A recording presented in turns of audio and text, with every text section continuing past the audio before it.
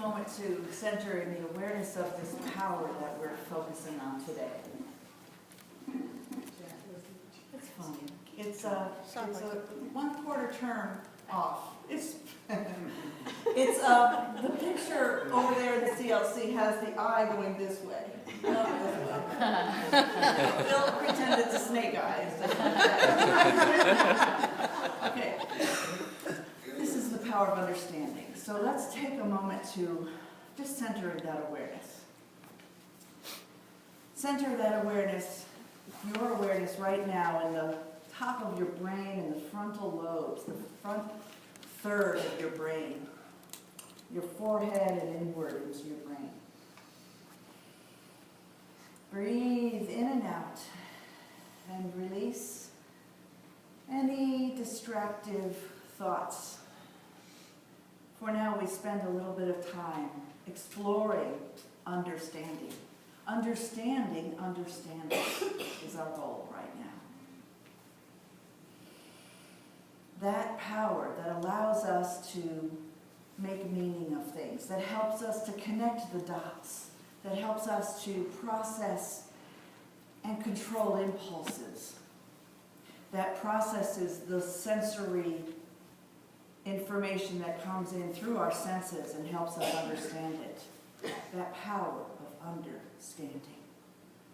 That is responsible for logic and mental association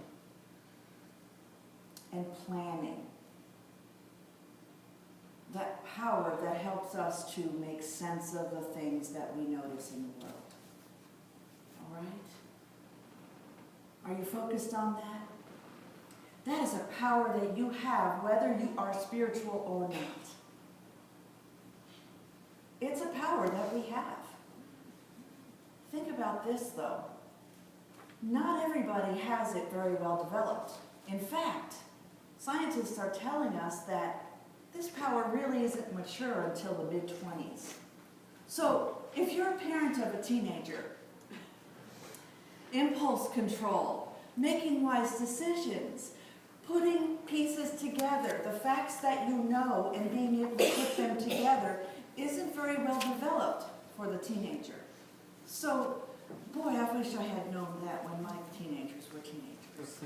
I might have been a little more compassionate toward them. What were you thinking? They might not have known how to think in that way that we expect adults to think. So celebrate that. That's our energetic ability to make wise decisions, to put things together, to infer, to be logical, to be reasonable. And I wanted to say that, you know, when you look at, it's amazing what you can get on even Wikipedia right now. I Googled frontal lobes, went to Wikipedia, and you get this 360 turning diagram of the brain that shows what the frontal lobes are. They're not just here, they're the whole thing, the third of the brain. And it goes round and round and round continuously. You can just watch it forever. And I realized I can't really talk about understanding without also talking about will and imagination, because it's all located there. So let's think about that. Will and imagination along with understanding. That's right. Okay? Understanding and will are on either side, and imagination is right in the third eye. So it's all located in this frontal lobes. Beautiful pictures. Understanding and will are gold and silver, which are the precious gems of our mammalian brain. And imagination is light blue, like the sky, like there's no limits.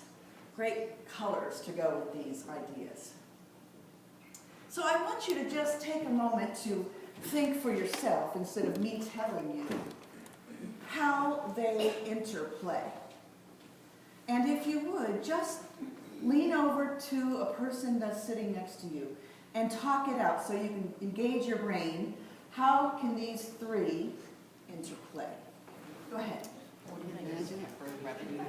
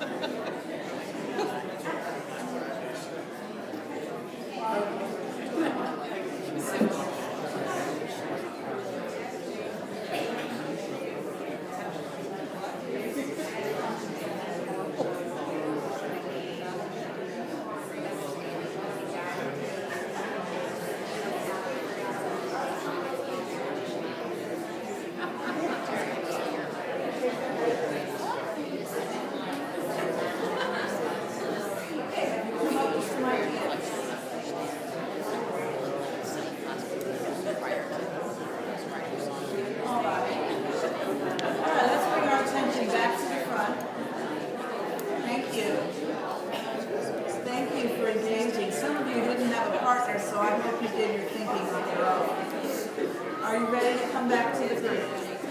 And like, If you can hear me, clap your hands. Yeah, there you go. All right. So, Anita, what'd you come up with? We think you imagine it first, you will it into existence, and then after it happens, you understand it.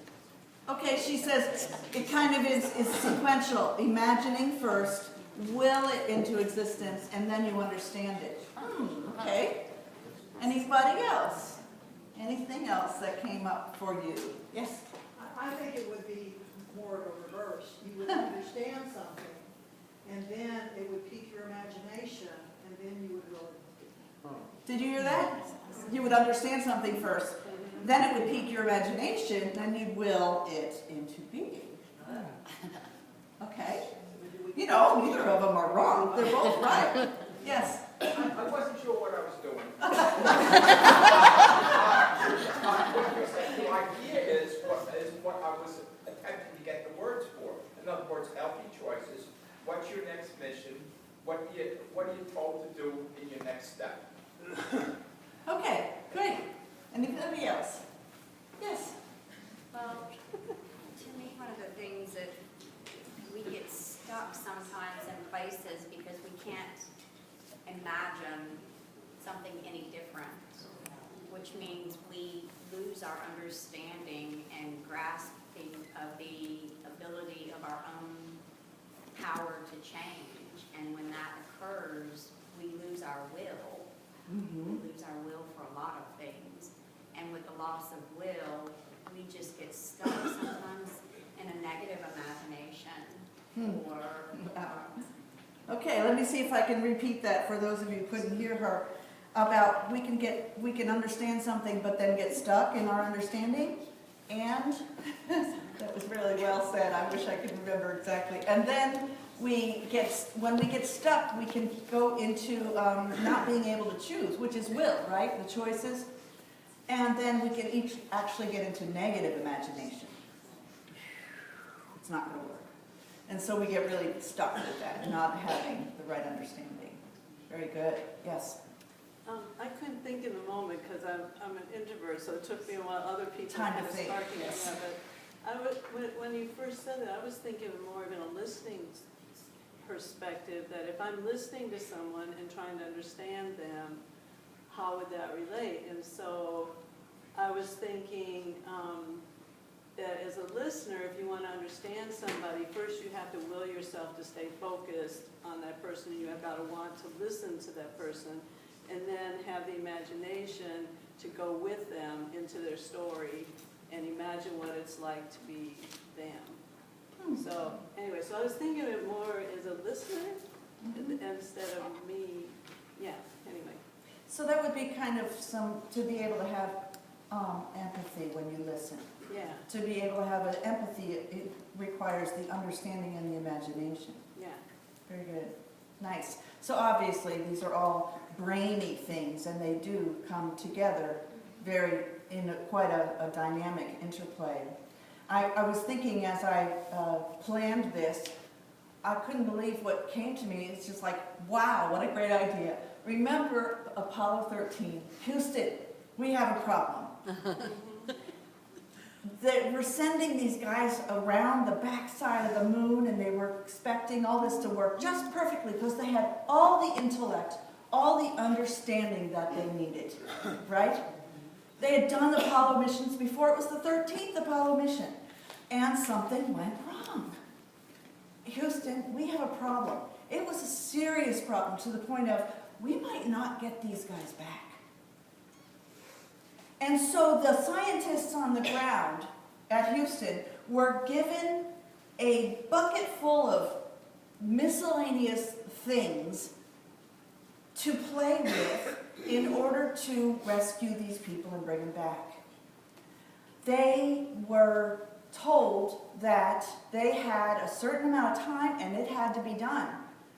Imagination, will, and understanding came into play so perfectly for these people. They had, here's the limited amount of stuff, a sock, a hose, a plastic bag, I don't know, a few other things, and a duct tape.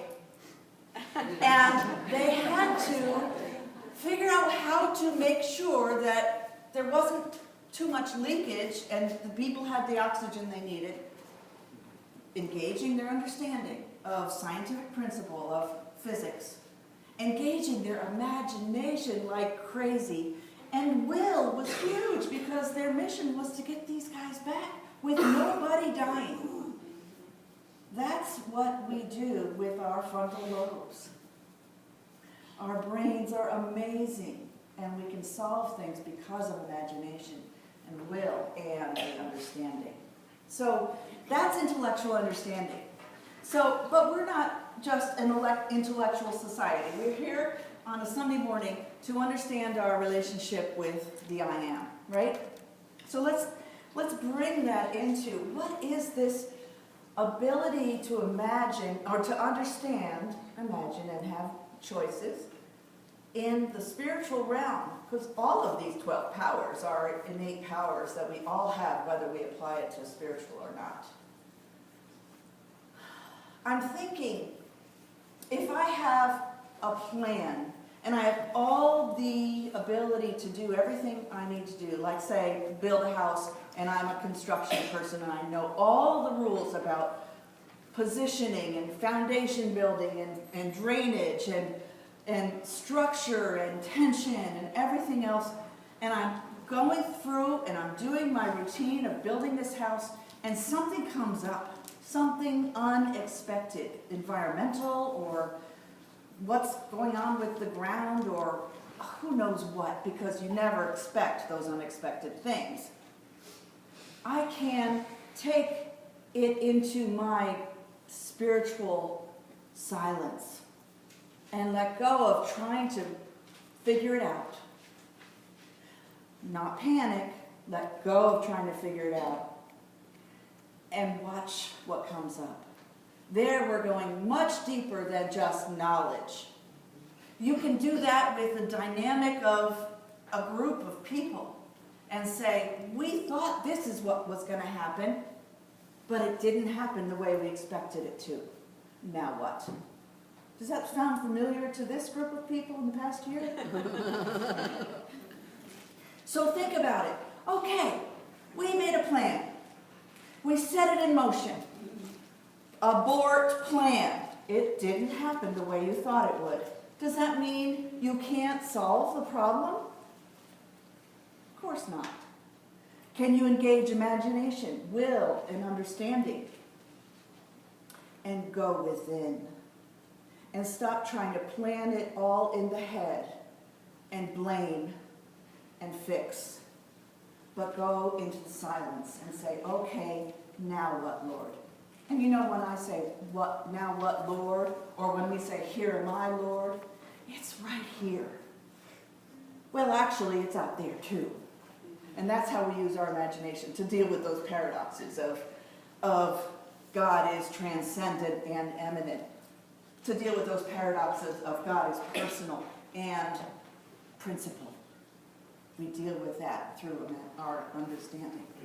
So we take that within and say, okay, I have a lot of intellect. We, as a board, we as a leadership team, have a lot of intellect. We have a lot of understanding. We have engaged our imagination.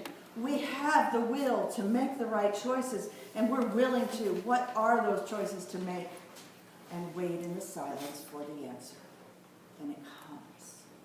It comes. You have to be open to the signs. You have to use that sensory stuff that comes in and choose what to pay attention to. The answers come because you have understanding, wisdom, and so forth.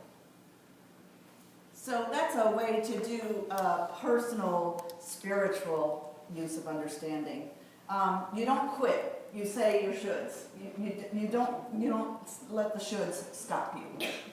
And there's one book that I didn't bring that I used was a little book made in 1976 by a minister of unity about the 12 powers, and he said this understanding is a deep knowing.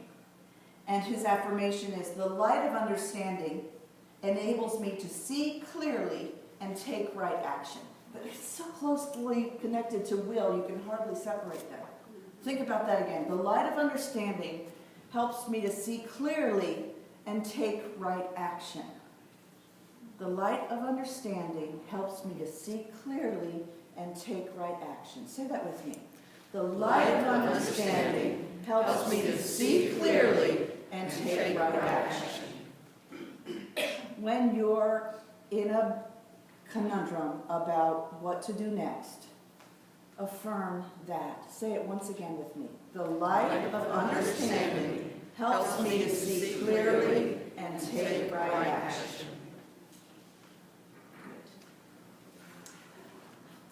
Let's take a little turn and look at understanding with another power.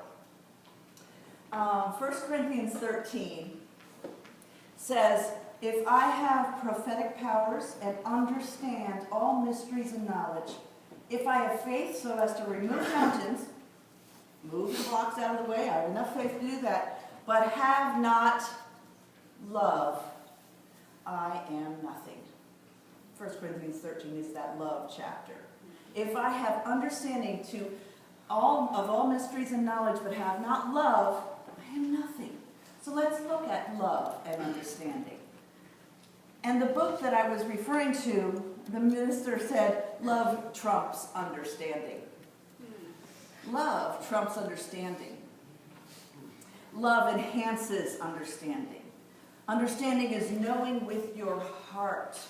Understanding moves quickly on love. I like that. I didn't even understand what it means, but I like how it feels.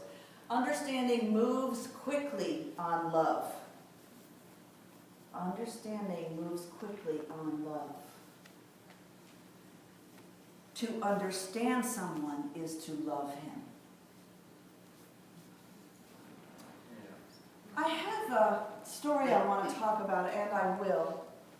And it's personal, but I also want to, before I do, just interject a really hard thing for us to understand right now in the wake of what happened in Paris.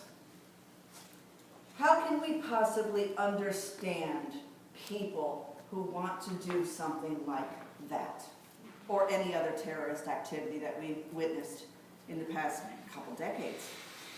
Attacks in London, attacks in New York, attacks in Washington, attacks in U.S. embassies in two countries I've lost their names of. Libya.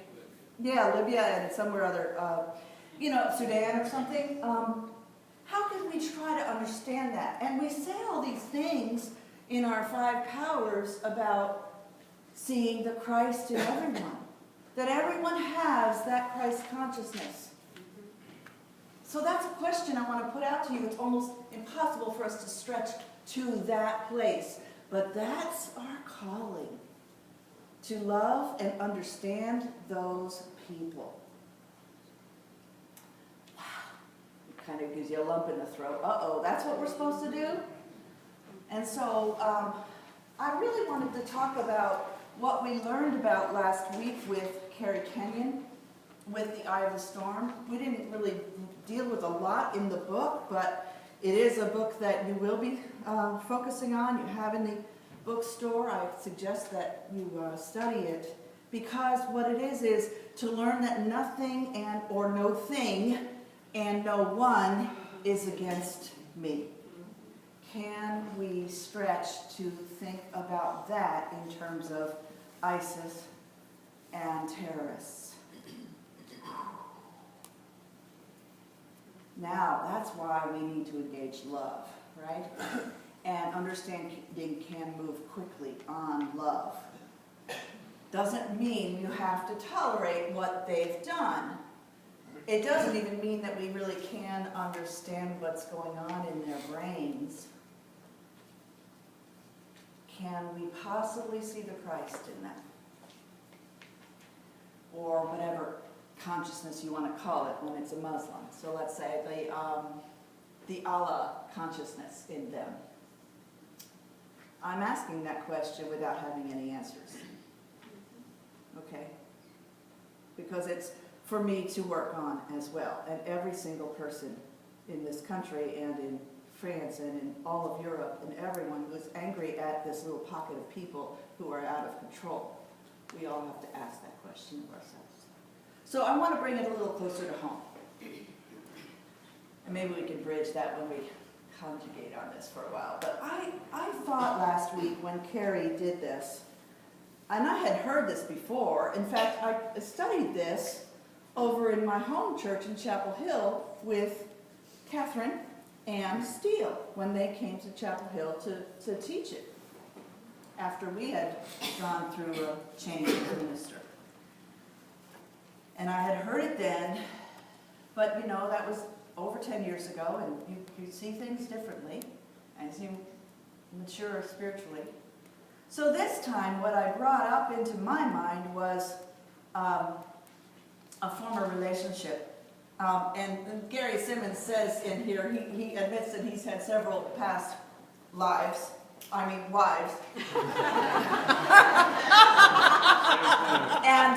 the counselor he was talking to says, you need to work through your past wives' problems. And isn't that the truth? I have a past relationship that's been over since I closed that chapter, over about a decade ago, or 8 years ago, and yet I still work on it. Do you have that? Of course you do. People who are really close to you, who you're intimate with, who you're very just emotionally, mentally, spiritually united, and then you break up. Of course you're going to process that for years to come. Why did that stop? How did that go wrong? What was that dynamic all about? What was that?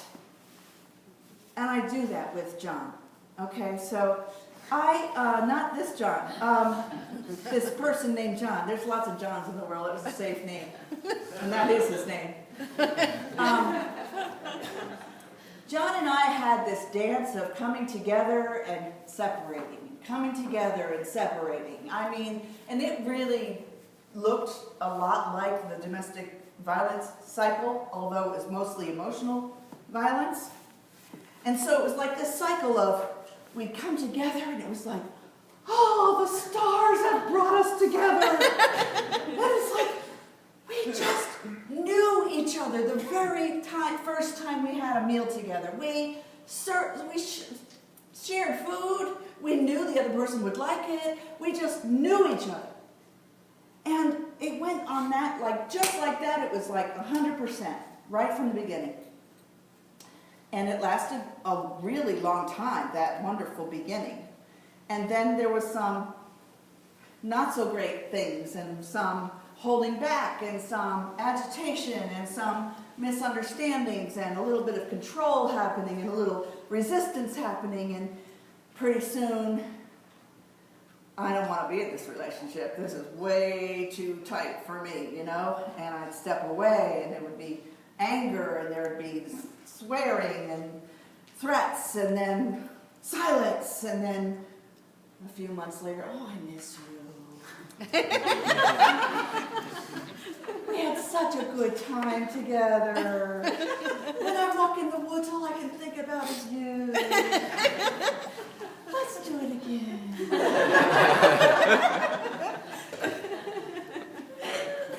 Then we'd come back together and we'd have that lovely honeymoon, intense, amazing time together. And it would last different periods of lengths of time, and we'd do the same thing for 10 years. And every time we were away, I said, oh, good, I'm so done with that. I am so done with that. And then we'd get back together and say, what was I thinking? This is so wonderful. On and on and on. Well, I've done a lot of work on that since then. I went to seminary since then. And I did a lot of self-awareness stuff, and a lot of journaling, a lot of prayer, and a lot of talking to wise friends. And I really got it that I was attracted to him because he was a hero, and I had a victim consciousness. He was going to rescue me, and I didn't see it then. And every time we got away from each other, I'd feel like, oh, I can do this alone. And I did fine until he had that wonderful sound again, and I just was drawn back into it because it was comfortable, and it was the hero that would take care of me. And finally I was able to say, no, I don't need a hero. I was able to release the victim consciousness. And I think that was one of my big jobs in this lifetime, was to absolutely stop victim thinking. And I am grateful, very grateful to Unity Teachings for that. To learn that I am my own best friend. And I truly am. So much so that I think, I don't need a guy. I don't need a partner. I don't need any kind of partner. I'll probably be single the rest of my life and be very happy. Or if somebody does come in, it's going to be somebody who doesn't have to take care of me at all, but will just enjoy each other side by side. So I can imagine that. But here it goes. It came up again last Sunday with Carrie. She said this. She said, no thing and no one is against you. We all said, yeah, okay, we get that. We're trying to get that. We're trying to understand that nothing is against me. And the way I thought about it was that, okay, he wasn't against me. He was really just for himself. He was really pretty narcissistic. He thought he could solve everybody's problems and fix women, and that's what he did over and over again with different women in his life. He would try to rescue them, the knight in shining armor. That's his problem. He has a problem with this, and I don't have to be there in his life anymore. He's not against me, but he isn't for me. And Carrie said, well, if people aren't against you, then they must be for you. I said, in front of all of you, you were there with me, I said, no, I can't see that anyone can be for me just because they're not against me. They're on their own, and they're in their own world. They're taking care of themselves. They're fending for themselves. They are for themselves. We all are. That's human nature. We're here to preserve and defend ourselves. Doesn't mean, if I'm not against you, doesn't mean I have to be for you, right? She said, oh, well, let's just put that in that parking lot and think about it. He wasn't for me. He was totally for himself, you know? I was just going over and over and like, here I am still processing this relationship. How could he be for me? And I didn't hear it all through the workshop. But then Carrie and 3 others and myself went out for supper afterwards. And we're sitting in the Italian restaurant having this wonderful meal and talking. And the group finally broke into 2 conversations. And I said to her then, along with one other person listening, I said, I still have to go back to that. He's for me. Because I can't imagine how he's for me. And I said, I just need to, what else, what, you left it in the parking lot, but you're going back to Kansas City and I want to talk to you about this. And I knew her well. She had been my trainer at Silent Unity, so I've known her through the whole years I was at seminary. And she said, so this guy you're thinking about that's not against you, but not for you, can you imagine his spirit, his Christ consciousness? Was it for you? Oh yeah, it was for me. We just had such a spiritual connection from the very beginning. We felt like we had been brother and sister in another lifetime. We had done something, we knew each other somehow. And in that way, his Christ consciousness is for me, very much so. Excuse me. So, as soon as I could look at John as a Christ consciousness, there was no question in my mind that he was for me.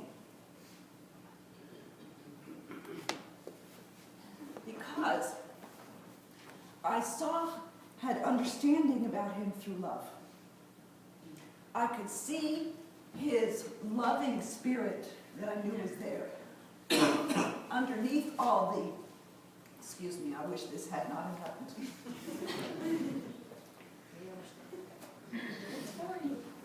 Underneath the scared ego that he was, the scared little boy, the little boy who was in a man's body, that had had his own child abuse, and I knew all those things. I could see with my love that he really was a Christ being underneath all of that ego facade. And I knew that Christ being was for me. That was the connection we had had. It was that Christ consciousness that was so drawn and so connected. So I had a breakthrough last week. I had a breakthrough with that. And I hope that you can think about someone who you consider a mistake in your life, or an enemy in your life, or just a, I wish she had never walked into my life kind of person. Think of her, him, as a Christ being, a sacred being. As the Course in Miracles say, every relationship is a sacred relationship. Your relationship with that person has sacredness, is holy. So if you can look past their mask and their protection zone and their shields, you can see that, of course, as Christ beings, we're not against each other. We're all one. So that helped me. And then I think, I watched all the news yesterday. Wow, can I do the same thing with terrorists? Can we do the same thing as countries? Can we see that those people who seem to be our enemies see us as their enemies? Can we step out of our egoic masks, shields, defenses, and say, we're all the same. We're all trying to find God. And we see it differently. We have different levels of consciousness and maturity. Can we try? So that's understanding with love. Maybe my cough is telling me I'm done.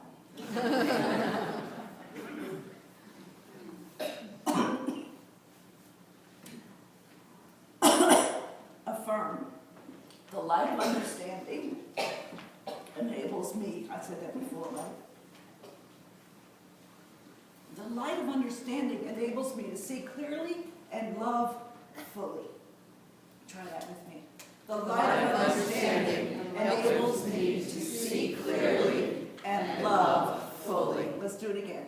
The light of understanding enables me to see clearly and love fully. The light of understanding. That eye of God, which is the eye of love, that eye enables me to see clearly